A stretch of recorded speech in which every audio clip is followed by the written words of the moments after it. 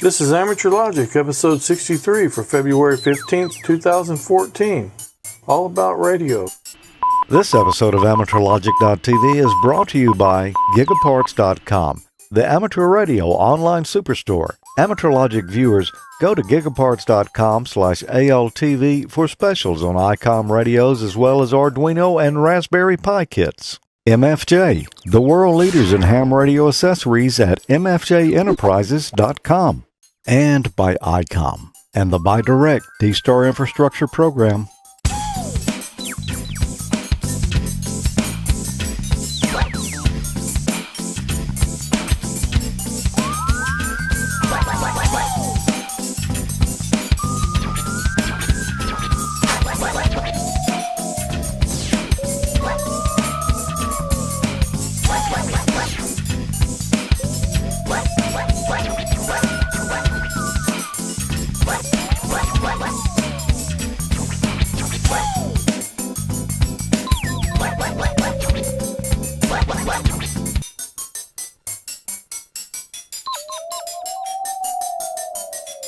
Hi, welcome to AmateurLogic.TV, episode 63. I'm George. I'm Tommy. And I'm Peter. And it's great to be back with everyone again. We're doing a little something different today. We didn't really announce it until just a few minutes ago, but we're doing a streaming test tonight while we're shooting the show. We've got a few people out there in the audience watching, but... yeah, we had 18, including myself. Yeah, we don't know how many there are now, but anyway... we're having some growing pains here. We've been doing some equipment upgrades in the studio here, so yeah, we're having a big time, learning a lot, and saying a lot of ugly words too along the way. Yeah, it's all going to pay off in the end, though. Yeah, it is. You know, Tommy and I visited the Capital City Hamfest in Jackson. Was it this past weekend? Was it 2 weekends ago? 2 weekends ago. 2 weekends ago. Had a big time. We're going to be showing you a little bit about that. Peter, what's been going on down under? Well, we're going through a heat wave down here. Today is going to be 104 degrees Fahrenheit, which is 40 degrees Celsius. But the worst is yet to come tonight. We're having an overnight low of 30 degrees Celsius, which is about, I think, 86 Fahrenheit. So it's going to be a really, really hot night. I'm not even going to try to go to sleep. So apart from that, I've been working a bit of JT65 and been I think a night or two ago, I worked into South Korea and into Japan. And yeah, having a lot of fun. It's a great mode. Sounds like fun. Sounds like fun. Sounds hot too. Yeah. For as hot as it is there, it has been unusually cold over here in the U.S. this year. Yeah, we actually had a little snow. Was it this past week? I saw 4 or 5 flakes out there. Yeah. Yeah. That's a blizzard for us. Just about. They had some snow south of us and some ice and stuff a couple of weeks ago, but only a half an inch or so around here. Really didn't make. Have you guys, being in the Northern Hemisphere, have you guys ever had a white Christmas? I think maybe one year it snowed at Christmas. We get snow here every few years. I haven't in Mississippi. I did have a white Christmas when I lived in Virginia one time. Yeah. Oh, so okay. It could happen, Cool. but usually down here in central Mississippi, in the northern part they get snow more often, but down here maybe every 3 or 4 years we might get an inch or two. Yeah. And so that's kind of how that goes. Well, as we mentioned a minute ago, That's enough of it, though. that is enough of it. Yeah. Tommy and I went to the Capital City Hamfest and had a great time down there. We wanted to do something a little bit different this time around, so we've got a little video here that we think you're going to enjoy. We're back here at the Jackson Amateur Radio Club's Capital City Hamfest for 2014. Looks like it's going to be a good event this year. A lot of vendors here. Tommy, what do you think? Are we going to buy some stuff here? Oh, yeah. I got a little shopping list I prepared before I came out. What are you looking for? Well, I'm going to get, obviously, some PL259s. That kind of goes without saying. Need adapters to use handy-talkie in my wife's car when we're traveling, and some various sort of things. I need some wires, some connectors for projects and stuff like that. Yeah, I don't have anything in particular on my list. I do want to get some more of those Anderson power pole connectors. and I think Richard's got some here at MFJ, so I'm going to hit him up in a little bit and see if I can work out a deal there and get that brother-in-law discount. But we saw Wayne here coming in the door a minute ago, so we're going to have to catch up with him too. But a lot of friends here, and I think we need to get to shopping. Yeah, Wayne's prepared. He had a backpack on so he can fill it up. So, yeah, I'm ready to go buy some stuff. Let's do it. Okay. Walking around the Hamfest here, and I found some squirrel-proof rope. I think I'm going to have to add some of this to my shopping list. Maybe they can't chew on that too good.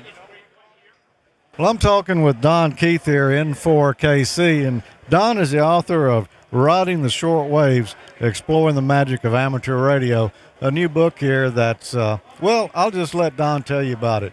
Don, I know you've written other books. Is this the first one on ham radio, and what's the story? Why did you write this? I like to say it took me 53 years to write that book. I got my ham license when I was 13, which was 53 years ago. But I kept hearing about how the internet and the cell phone was making ham radio obsolete. I violently disagree. So I decided to take that argument and put it into a book where I would show not only newcomers, but people who actually get into the hobby and get that license and then sort of hit a brick wall. How to get them past that point and talk about all the other great things that ham radio has to offer. Yeah, because so many people get licensed as a technician and mostly operate, I guess, 2 meters and 70 centimeters, but there's a whole other world out there, isn't there? Absolutely. There's nothing wrong with 2 meters and 70 centimeters, but you get a lot of people to get into the hobby to do storm spotting or emergency communications or to talk to their husband or wife on the way to work and back or whatever, and they never realize how much more is out there. I sort of emphasize the short waves because I think HF, the high frequencies, is one of the areas where people can find aspects of the hobby that match other things that they're interested in. So that's really what I'm trying to do, and I did it a little different way. I've got some articles in there that are how-to articles that I write sort of lightheartedly, and I don't get too technical, but I've also got some fiction, some stories that sort of illustrate the points that I'm trying to make, and I think to try to make it as entertaining as I can.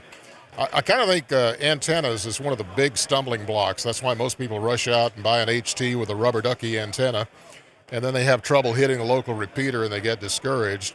So I try to give them some tips on how to get an antenna up, especially for HF.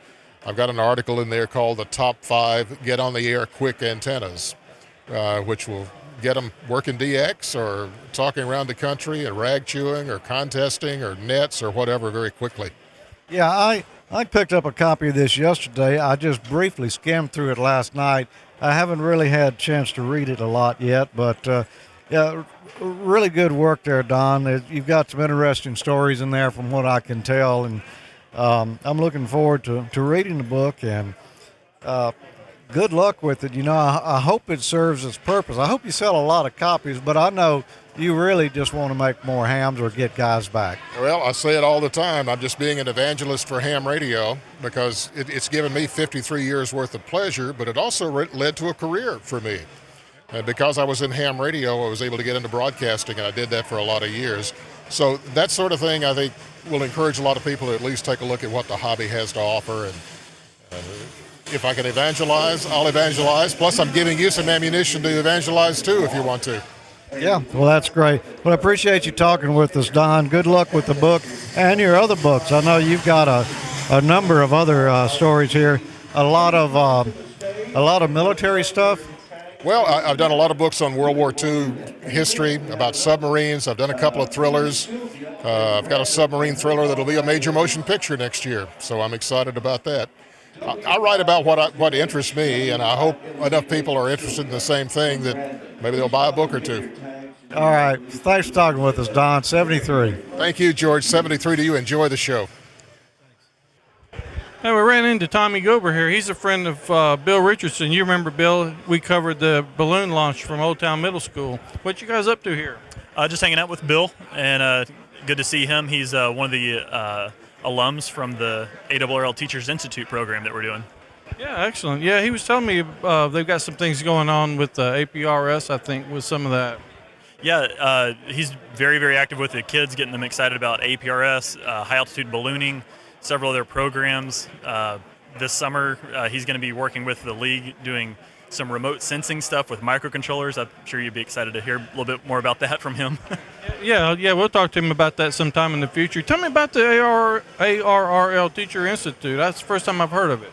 Yeah, it's super awesome. Any teacher, any public, private school teacher, especially like K through 12 teachers, we invite them to come. It's a week long.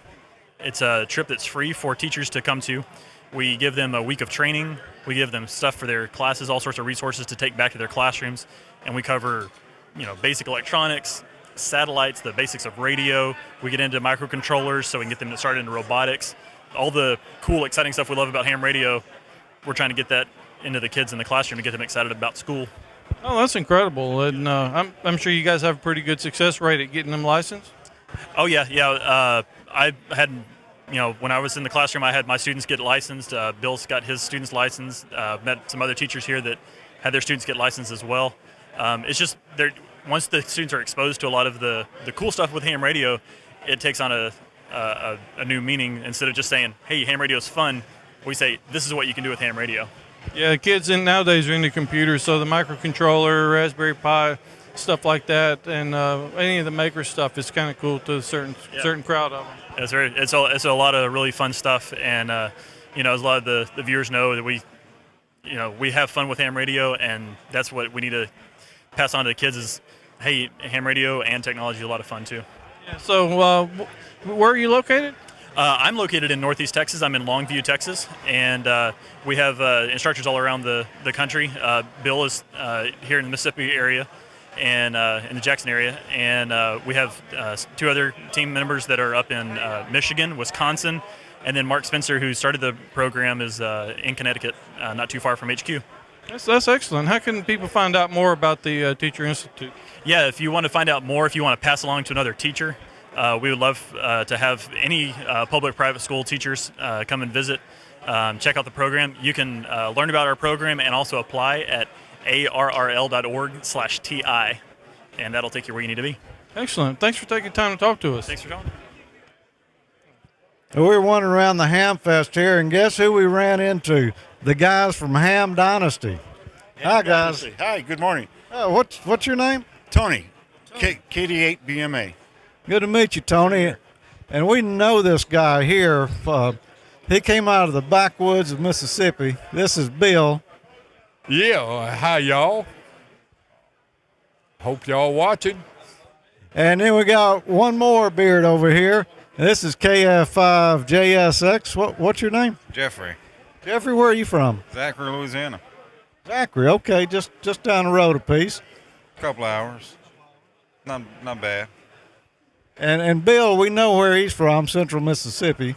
Yeah, right in the middle of the state of Mississippi in the great big community of Macville.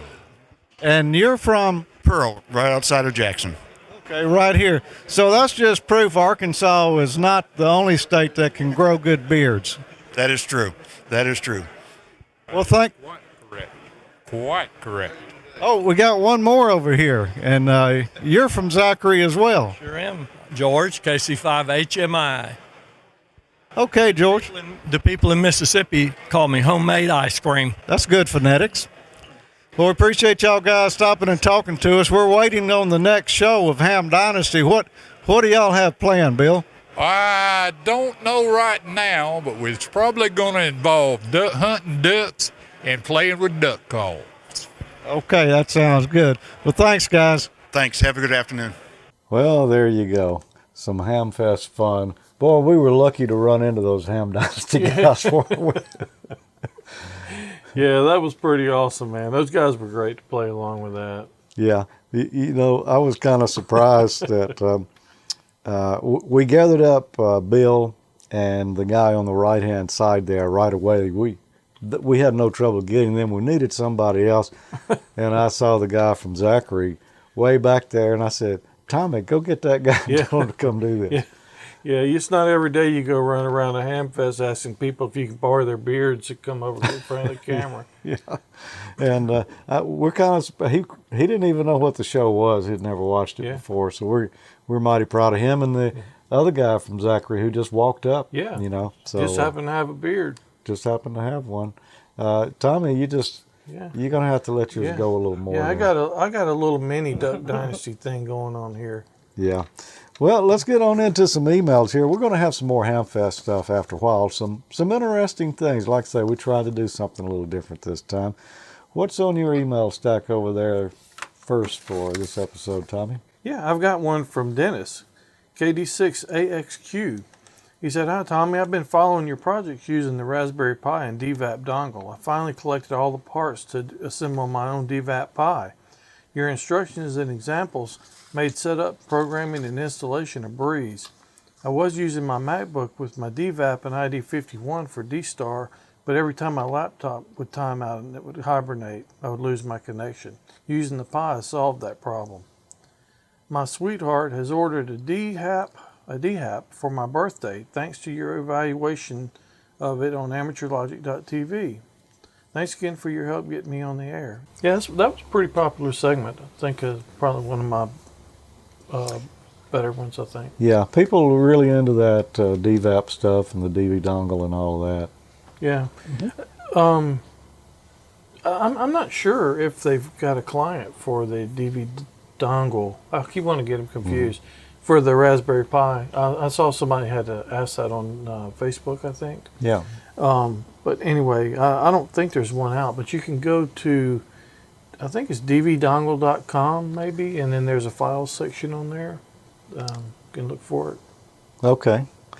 Good advice. We'll probably hear from someone who looks at that and see if they can come up with something. Well, Peter, it's your turn now. What have you got on your email stack? I've got an email here from PG, and we'll just use his initials. And he asked, would something like Dropbox or Ubuntu One run on the Raspberry Pi, where you could auto-sync your files to the cloud and then auto-sync then to a Winbox? I did actually find a solution. I've emailed that back to PG. So yeah, thanks for your email, PG. Yeah, thanks. Well, that's good to know. Yeah, you can actually set up a share on your Linux box and sync your files directly without actually having to go to the cloud, as long as they're in the same network. Yeah. I'm sure there's a number of solutions out there. Just a little searching will bring them up. Well, right now, let's have a message from one of our fine sponsors, Gigaparts. ICOM has pushed the envelope of mobile HF once again with the IC7100. The IC7100 features touchscreen controls, giving you a more intuitive portal into the IC7100's feature settings and menus. The uniquely designed control head provides a comfortable viewing angle, making it easy to use for both mobile and base station operation. No optional filters or add-ons are needed. Everything is included. The IC7100's 32-bit floating point DSP, powered by dual DSP chips, gives you full digital IF stage filter controls on all bands, HF through 70 centimeters. The IC7100 features built-in voice recording and playback functions, as well as an SD card slot for voice storage and radio cloning, a RIDI decoder, and high-frequency stabilization. It doesn't stop there. D-Star is also built in, providing DV mode operation on all bands, including HF. Stay ahead of the curve with the uncompromising IC7100 from ICOM. Gigaparts is the largest independent amateur radio dealer in the nation. Everything you need for ham radio, including books, DVDs, antennas, rope, coax, and tuners. Gigaparts has it all and is open Monday through Saturday. Call us toll-free at 866-535-4442, and our friendly staff will be happy to help you find the right products for nearly any project and budget. Online shopping made easy with real-time pricing and availability, and free shipping on most orders. Go to gigaparts.com and enter to win a free radio.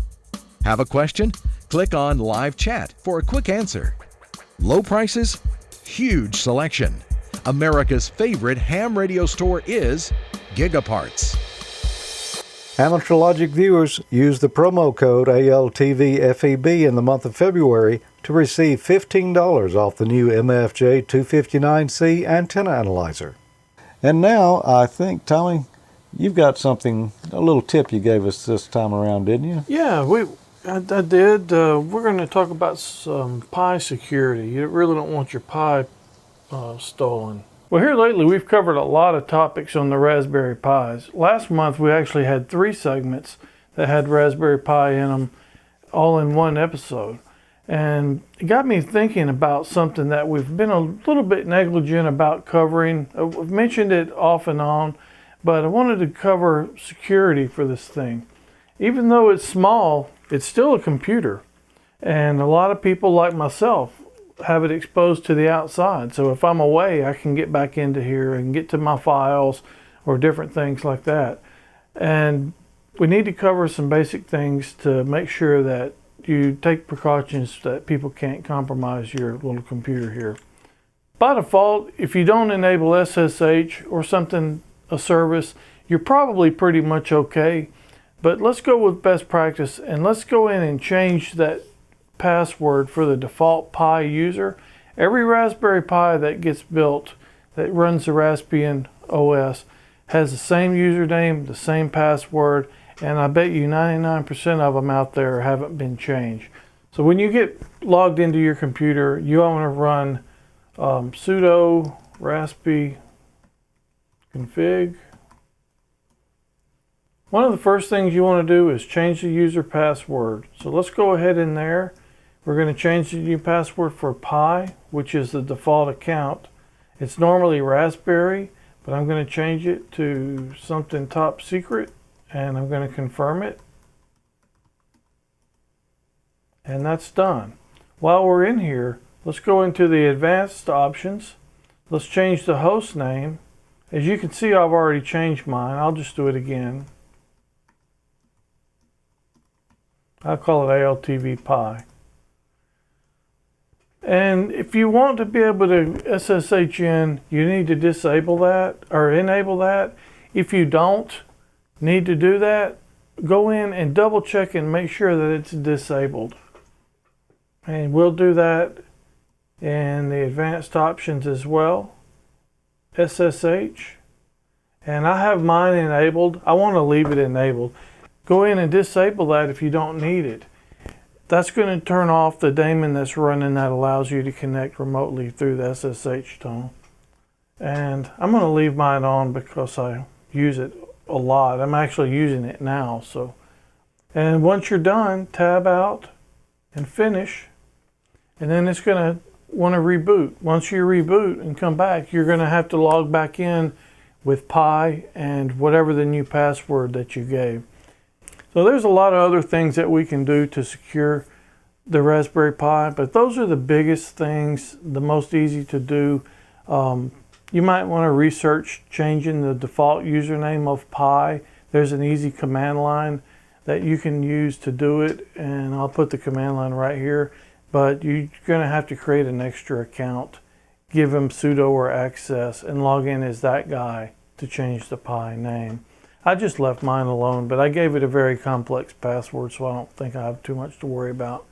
The other thing is run apt-get update and apt-get upgrade and keep your system up to date. Those patches that come out, they come out for a reason, and most of them have security vulnerabilities fixed as well as enhanced features on some of them. But the main thing, you want to keep those patches on for the security holes to be taken care of that are found. I hope these tips help you secure your Raspberry Pi. If you have any questions, as always, shoot me an email at Tommy@AmateurLogic.TV and I'll do my best to answer them for you. Tommy, that was some good tips there. You know, you should change those passwords. Oh yeah, and use, like I said, use a strong password. Don't just use some, your wife or your kid's name or something. Mix it up, mix the case up, put some numbers in there, some punctuation. I've got an email here that comes from Larry Backstrom. Actually, this is a Facebook post. It's not an email. And he said it took 41 years, but he just passed the exam thanks to AmateurLogic. He said he was 16 years old when he learned and studied the code for the exam, but the gear was just much too expensive for him as a teen. So he went on to play with computers in high school, and PDP-8 via teletype, model 33, using an acoustic coupler modem, and it was a lot of fun, and he became a software engineer. Anyway, fast forward 41 years, and he found Amateur Logic on the Roku. And he says, I've been watching all the new things that you're doing by merging computers and radios, and that sparked my interest again in amateur radio. Then I saw a flyer about a class being held in his area for him becoming a ham. And he went and took the class, and yesterday he passed his technician and his general in one setting. And now he can't wait to get his call sign so that he can get on the air. And congratulations there. We're glad you finally made it to the hobby. You're going to have a blast. It's a lot of fun. You can do a lot with computers and radios. Yeah, and thanks for letting us know about it. That's the kind of things I love to hear. Anytime we can kind of help push you over the edge. Hobby. Yeah, absolutely. That's good stuff right there. That is. There's actually a good lesson in that, and that is that any people who are going for their, shall we say, base grade or lowest level qualification, don't be afraid at the same time to go for the next qualification above. You've got nothing to lose, and the stuff is all fresh in your mind, and chances are you might just pass it. Yeah, you know, I just did a VE session at the Hamfest here a couple of weeks ago, and it was interesting. I had never noticed this in doing one before. I don't know why I hadn't. But the tests that, you know, were completed first and came in for grading, man, those folks were knocking it out. Excellent grades on those. And then, of course, most of them decided, well, yeah, they'll go ahead and take the next grade. There were, that second round of tests coming in, there were a lot more wrong answers. Some people still passed, and I was thinking, well, it looks like if you finish the test fast, you're going to pass. If you take a long time, you're going to fail. But no, that's because they were taking something they hadn't studied for. Yeah. So, but yeah, do take it. I took my general and extra in one sitting. I had not studied for the extra, and I had a lot of red marks, but hey, I got through. A good chance. It doesn't cost any more. You're sitting right there. Exactly. Go for it. Yeah. Peter, what have you got down there next? Yeah, I've got one more email here, and this one is from Troy. I've recently become a ham here in the good old USA, KJ6RNL, and through Ham Nation discovered AmateurLogic.TV. I love the programs, and I'm currently up to episode 22, Signals Museum Part 2. It wants to suggest a story for our show, and it's he's a friend of his. Oh, sorry, my apologies. This is an email from Richard, and his good friend is Troy, who is a fellow countryman of yours, must be an Australian, constructed a video or Vidicon TV camera from scratch recently in a pure and beautiful case of guerrilla engineering. He's also begun a marvellous collection of vintage broadcast television cameras from around Australia, and he gives us a link. Unfortunately, Richard, the link doesn't work, or it's not currently working, so can't actually go and have a look at that page. But we will give Richard's link here, labguysworld.com. Richard's doing a lot of interesting stuff with vintage video too, so in lieu of not being able to see Troy's stuff, we Americans over here will cover for you, Peter, and we'll give you the labguysworld.com. Okay, great. I'll check that out. Yeah. And Peter, tell us what have you got for us this month? I know you got something special. Well, I'm a big Hack 5 fan, and just watching the latest episode with Shannon Morse, and she's been having some fun with the TV dongle. You recall we showed how you could use that as a scanner, basically, on VHF and UHF. And yes, she's like a kid in a confectionery store having a lot of fun. But it occurred to me that she sort of really didn't know her way around the band. So that's not a criticism, it's all fairly new. And it reminded me of when I was young, and I kind of knew that, well, there's a band over here and a band over there, but I didn't understand the bigger picture. So I put this segment together to try to assist people who are new to radio to understand what it's all about. Hello everyone, and welcome once again. This month, the electromagnetic spectrum. What is it? Well, to most of you, none of this will be very new at all. However, to some of our younger or newer viewers, some of the information I'm about to present will be of some use, I think. I can remember when I was quite young and I was starting out with crystal sets, and I had my granddad's AM and shortwave radio, and I used to tune around and listen to stations, and I sort of understood that there was a band here and a band there, but I never really understood the bigger picture. And so that's what this segment is about this month, is about taking all the pieces of the jigsaw puzzle and trying to put it together so we kind of have an overview of what radio was all about. Also, we're going to start right at the very bottom of the electromagnetic spectrum and work our way up and talk about some of the things that you can hear if you've got a scanner or a radio. Let's go back 38 years to when I was 10 and knew virtually nothing about radio. My parents bought for me a small, inexpensive crystal radio, somewhat like the rocket radios that many of you will have played with as a child. Rocket radios are simply crystal radios built into a plastic rocket case and which are tuned by moving the ferrite rod in the coil rather than using a variable capacitor. From memory, the components in my crystal radio were a coil, the ferrite rod, a couple of fixed capacitors, a geranium diode, an alligator clip, and a crystal earpiece. This allowed me to listen to the broadcast band and hear radio stations, and soon I learned that my reception differed according to the conductivity of the materials I connected my alligator clip to. One other thing my crystal radio taught me was that the AM radio band didn't just run from 530 kHz to 1620 kHz.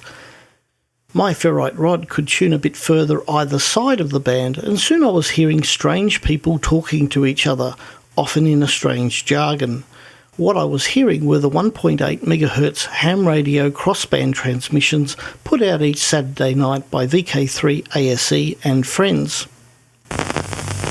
Well, it's coming down into the Indian Ocean at the moment, and they saw it burning up over from Perth they could see it burning up. Is it on the receivers? Anything that's going on with it? Well, if you tune into VKLO, you'll hear all this rubbish from Houston. Oh, I must do tunes. I'll fill up the rest of the log tape with that. Other things I heard above the band were telephone calls at about 1700 kHz and also transmissions from an educational radio station called VL2UV in Sydney. Students would use detuned AM radios to listen to lectures via the radio station. It was an innovative radio station and arguably the forerunner of the university courses being run via the internet today. It also had covered an exotic range of topics. Ironically, little did I know that in later years I would complete a couple of qualifications at that same university by correspondence. Soon I learned that really there was just one band, the electromagnetic spectrum. If you look at older radios, you'll see that the tuning dials are measured in cycles, kilocycles or megacycles. Later, this was changed to hertz, kilohertz and megahertz in honour of Heinrich Hertz, who discovered electromagnetic waves. Each radio transmission is electromagnetic energy travelling through space. That energy is like a vibration, or like the waves you see on the ocean, in the same way that sea waves can be seen to be oscillating back and forth between a low and a high point. Electromagnetic waves can be conceptualized as electromagnetic oscillations between positive and negative states. The number of times per second an electromagnetic wave oscillates is its frequency, and is measured in hertz or on older radios in cycles. 1,600,000 hertz is 1.6 million oscillations per second, which is the same as 1,600 kilohertz. A kilohertz is 1,000 hertz. It's also the same as 1.6 megahertz. A megahertz can be either of two things. It's either 1 million hertz or a very large car rental company. Let's take the extreme example of a frequency of 1 cycle per second. Radio waves travel at the speed of light, and light travels at exactly 299,792,458 metres per second.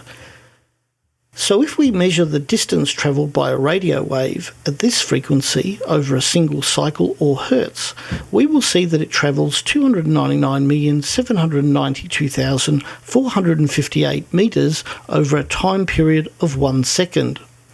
As the frequency or number of cycles per second increases, the distance travelled by each cycle or hertz decreases. So for example, at a frequency of 14 million cycles or hertz per second, we can calculate that the distance travelled by each individual cycle will be approximately 21.41 metres. We can see then that for each frequency there's a corresponding wavelength, and on some older radios, particularly on the shortwave bands, an area of the band would be referred to by its wavelength. For example, even today, amateur radio operators still refer to their allocation of radio frequencies near 14 MHz as the 20 metre band, and their allocation of radio frequencies around 1.8 MHz as the 160 metre band. The electromagnetic spectrum and its frequencies starts at 0 Hz, or really just above 0 Hz, and extends upwards from there. Starting at the bottom, let's identify some of the major bands and things you'll find if you tune around with a scanner or radio receiver.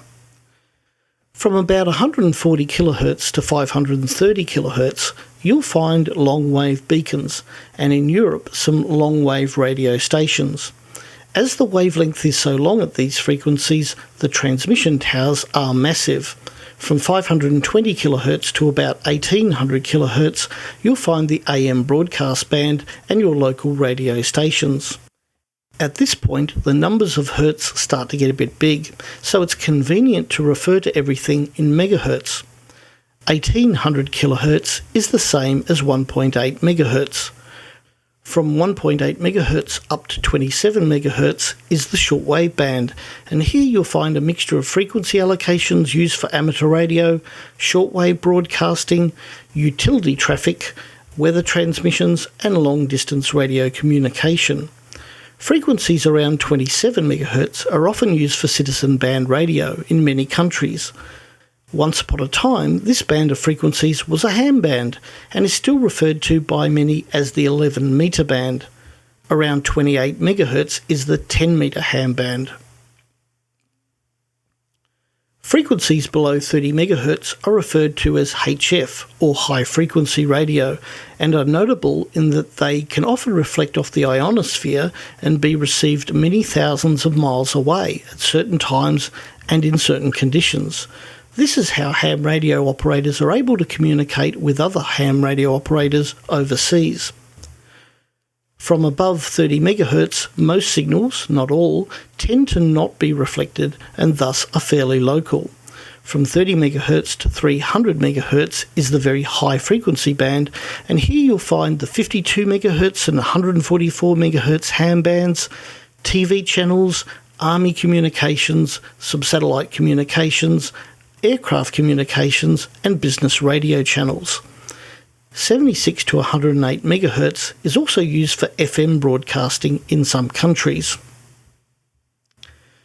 If you look at your VHF TV antenna, you'll see that the elements range up to a couple of metres long. At VHF frequencies, the wavelength is by now much smaller, in the range of 1 to 10 metres, and you no longer need an AM broadcast tower size antenna to transmit or receive a signal efficiently. The UHF band runs from 300 MHz to 3000 MHz, or put another way, 3 GHz, and has many services similar to the VHF band. In Australia, there is Citizens Band Radio at 477 MHz, and around 430 MHz is the 70 cm ham band. By now, the wavelength is so short that it's easy to make an efficient antenna that can be put on a handheld radio. There are also cellular phone transmissions, the 2.4 GHz Wi-Fi band and the 1.2 GHz ham band. Above 3 GHz, there are less uses for the spectrum at this stage, but uses include satellite communications, radio astronomy, various ham radio allocations, and the 5 GHz Wi-Fi band. That finishes off our tour of the radio spectrum.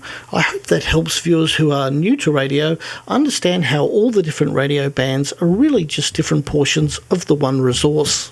Tommy, I think it's time we pay the bills here.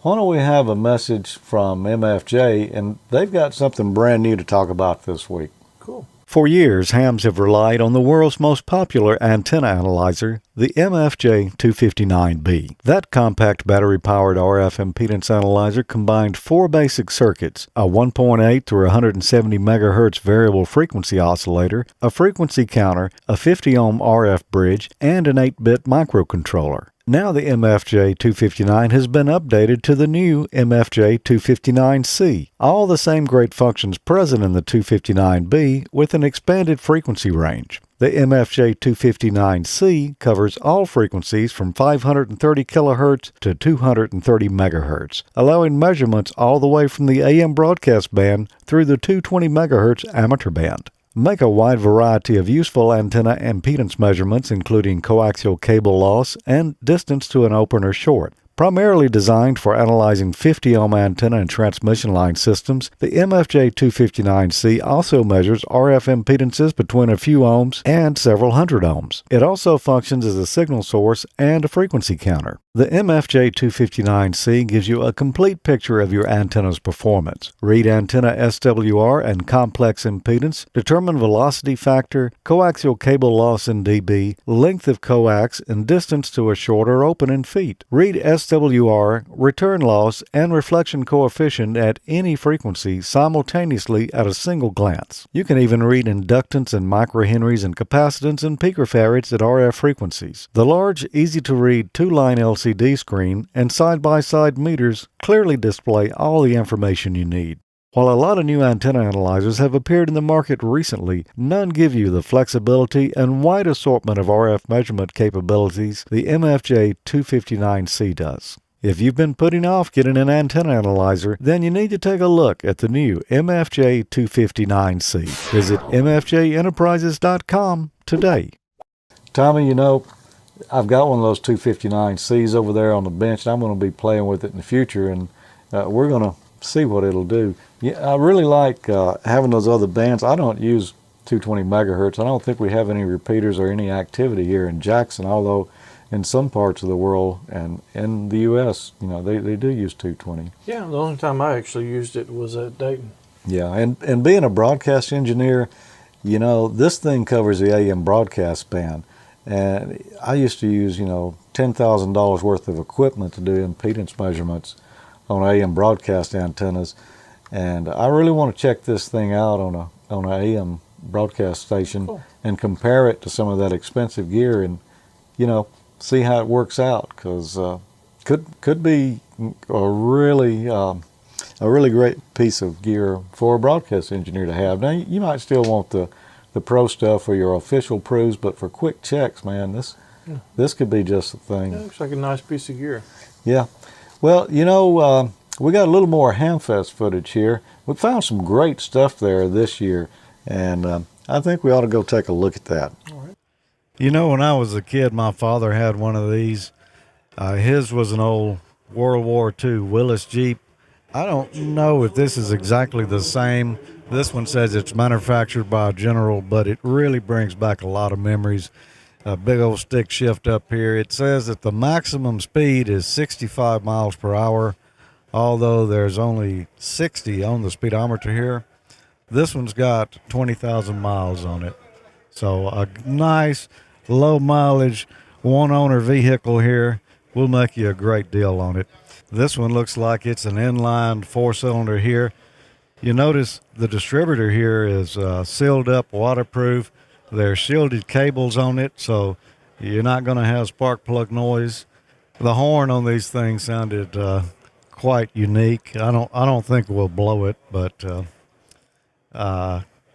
just really a nice vehicle. We used to go fishing in it.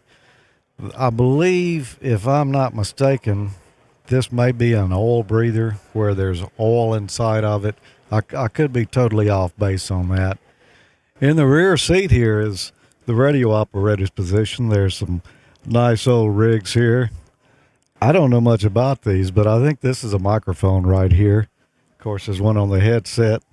Got one rig over here on this side. Looks like this is probably a tuning unit, but I really don't know. Another rig over here on the other side. And I guess I just don't know if these are different bands or backup units or exactly what it is. This thing has two really heavy-duty whips on it here.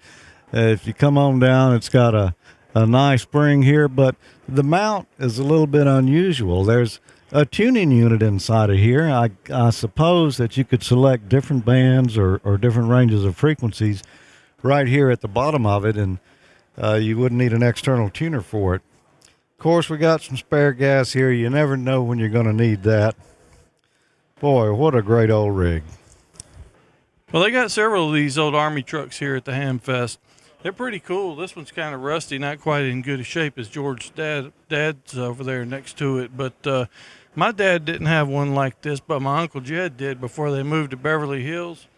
And anyway, they probably still got it sitting out there by the cement pond somewhere. Let's take a look around it and see what we can find. There's not any radio gear in here at all. I'm pretty sure this thing's made by Jeep. It's pretty nice. It's got its own winch, and I'm not going to go anywhere with that. I'm just going to leave that alone. It's number 4, and there's really not a lot to say. It's a pretty cool little vehicle. I wouldn't mind having one of these to have to go out mud riding and stuff. Make a cool play toy. But anyway, it's pretty awesome. Now here's another old Jeep here. This one's a little bit different than the other one we looked at.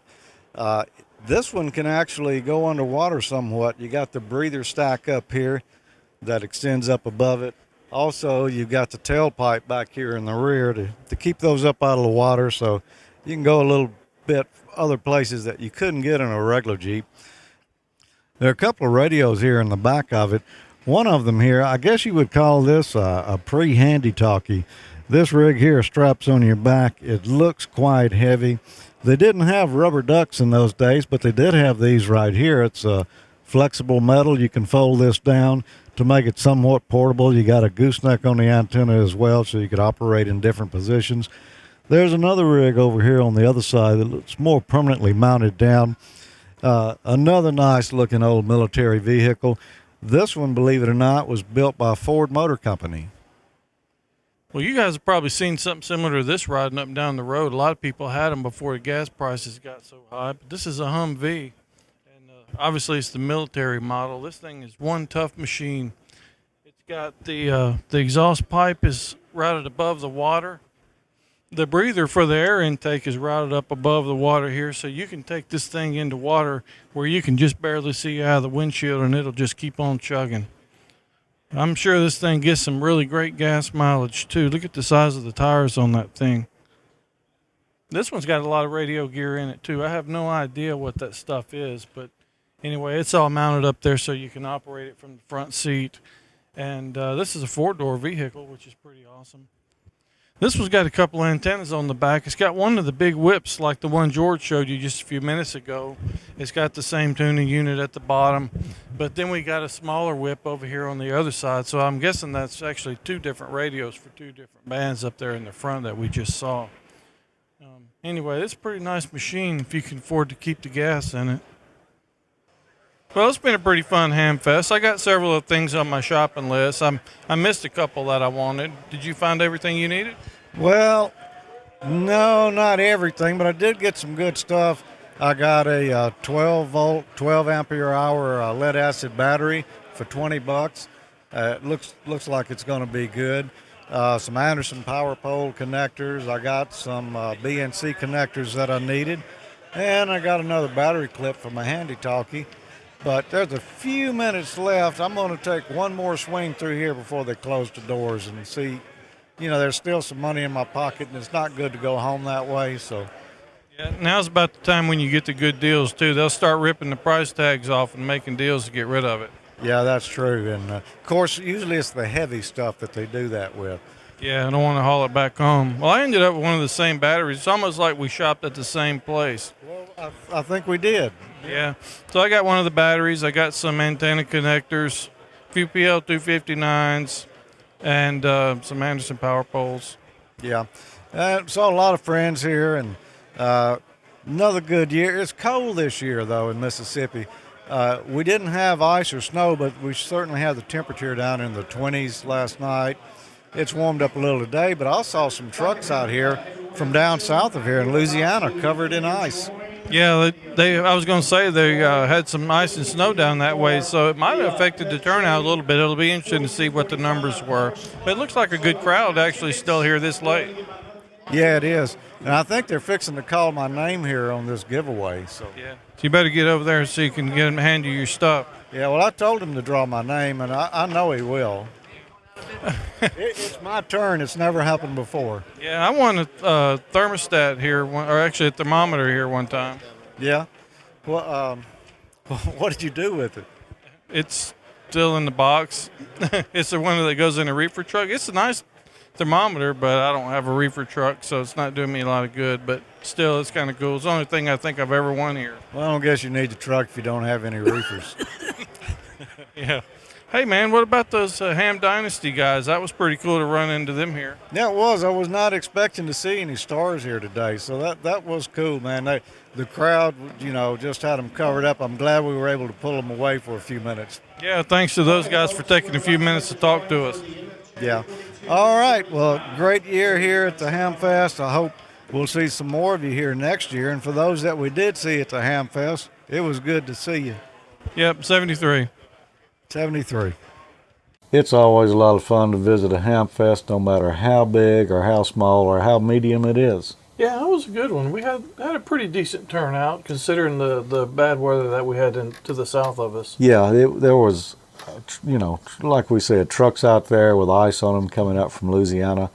And, they don't get that stuff down there very often. No, it's almost like the whole weather pattern's turned upside down because they actually got it last week down there also. Yeah, they did. And those batteries you guys picked up will be really useful for field day.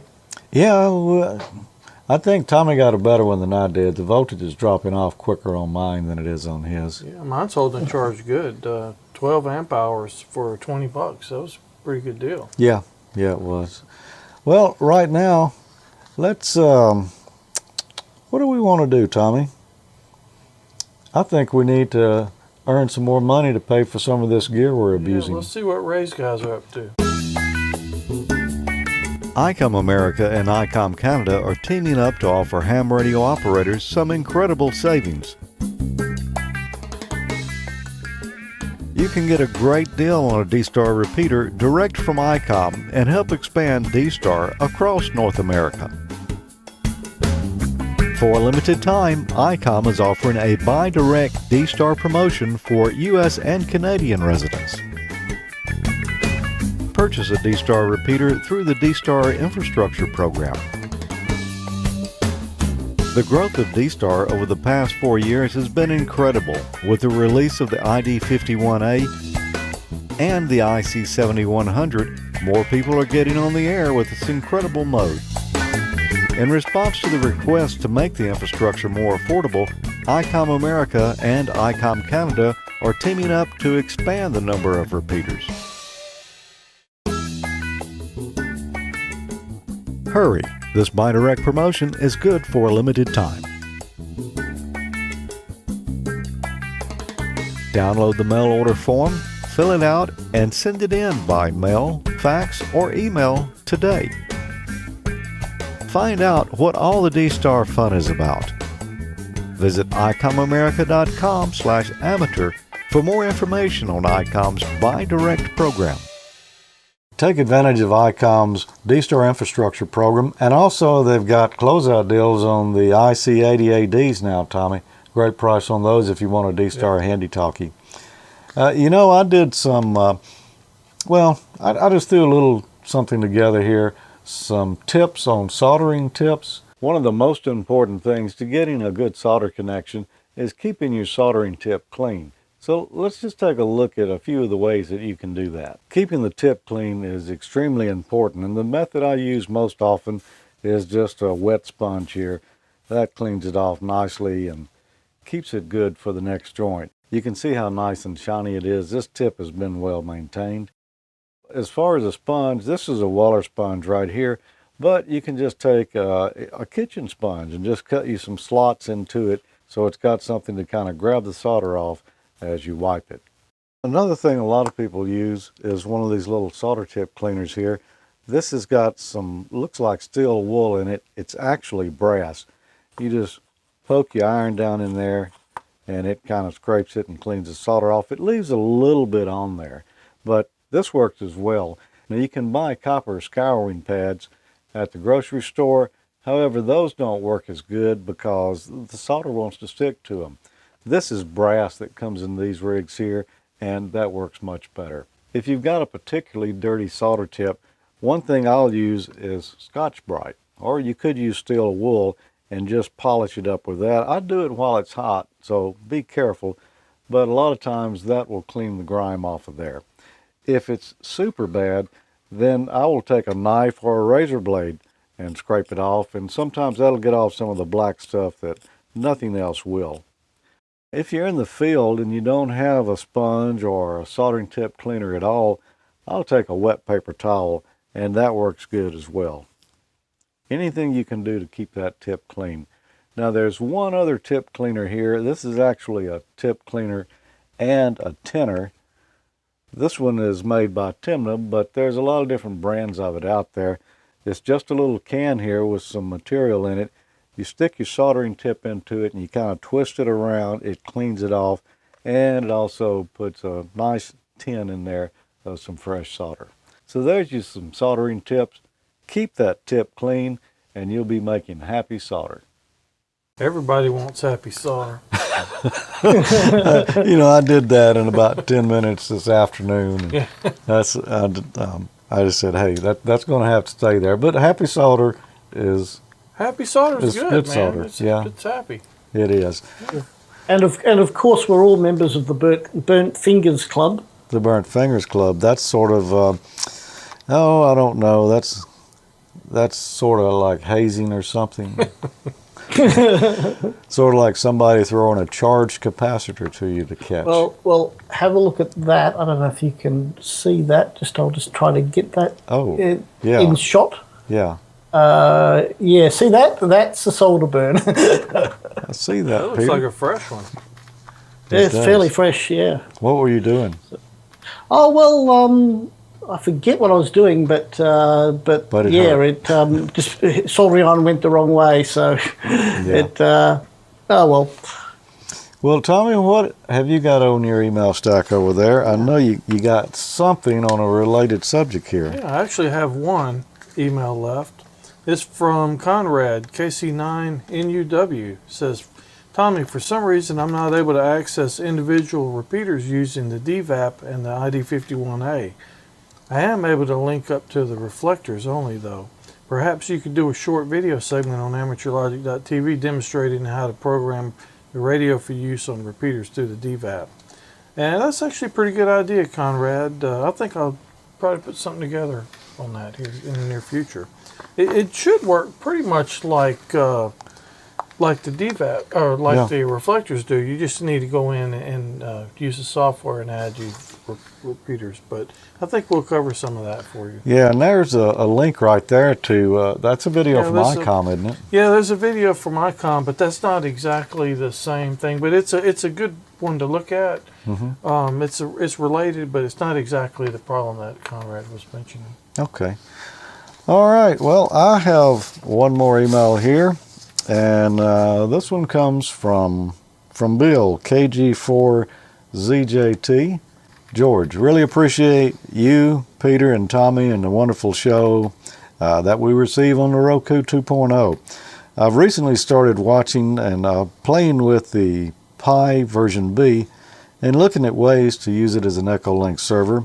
Thanks so much for your efforts on the last 2 episodes. You've encouraged me to get the W4BKD node back on the air, and that's the Chipola ARC, Amateur Radio Club. Awesome. There's still a few problems in there, but you know we'll eventually get them worked out. Yeah, I think I looked at the source code on that. I think we might be able to take care of some of that.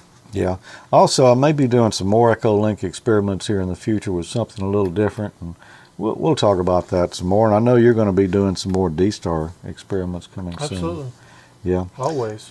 And I got, before we go here, I want to mention something here. I got an email from Phil, N2EU, and he wanted me to mention that in the Northwest they have a yearly conference that brings together speakers on the latest topics in digital ham radio, and they're celebrating their 7th anniversary now, and they want to put the word out to all hams who might be interested in attending. The date is March 29th, and we've got a link to where you can learn more information about this, and that is right here, microhams.com/MHDC. So if you're in the Northwest, you might want to check that out. Well, we hope you've enjoyed the show today. Before we go, any final thoughts on things, Tommy? Be sure to check us out on the Facebook group. On the Facebook all the group, social media outlets. And the Google Plus, and all of them, and Echolink. We got a net that's coming up here. Tell us a little more about that. Yeah, it's on. It'll be on this coming Monday, February 17th. February the 17th. I do that every time, don't I? Yeah. Yeah, February the 17th at 8:30 Central Time on the Do Drop In Conference server, and that's node number 355-800. Yeah, and we'd be happy to see you there. That's going to be a lot of fun, as it always is. Here's a quick list of where you can find us on the social networks, at Facebook, at Google Plus, on Twitter. Hey, we're just all over the place on that. And we don't want to forget the wiki. Our friend Dan Van Evenhoven, N9LVS. Yeah, it does a great job on that. And show notes will be on there. These links that are on the show, most of those are on there. And if we have any code or anything, segments, we always post those as well. So. Yeah. Good source of information. Yeah, when you want to know where we did something, just go on there and do a search, and odds are you'll find which episode it was in. Yeah, that's a good point. A lot of times people will email me and they'll say, "Tommy, which show was so and so in?" And that's actually where I go look. Yeah, that's where I go look too. Yeah. Peter?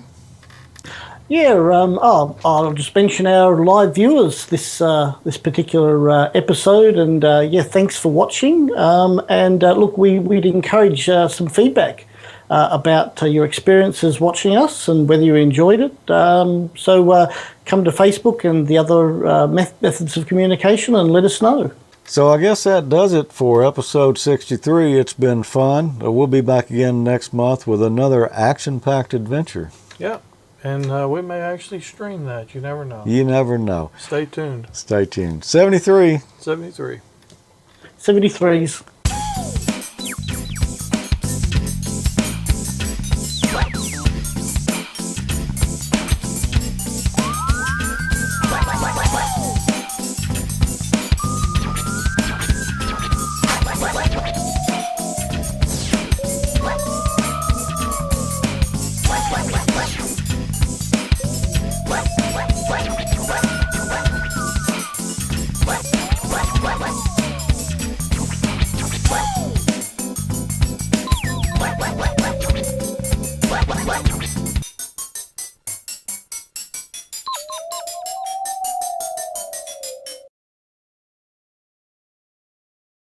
'73. 73. 73s. All right, Tommy, sing the theme song here. Hey, did you check out this guy back here looking over our shoulder? I've seen that guy before. I better not say what I was going to say. Eye candy. Eye candy. That's not what I was going to say. I was going to say he looks constipated. Oh, cool. Yeah. He was telling me he had gotten a. You notice the distributor here is sealed up, waterproof. There's shielded cables on it, so you're not going to have spark plug noise. Is that the... Let me be sure that's the spark plugs. Well, here's another old truck. They got several of them here at the Hamfest. This one's pretty cool. My dad didn't have one of these, but my Uncle Jed did before they moved to Beverly Hills. And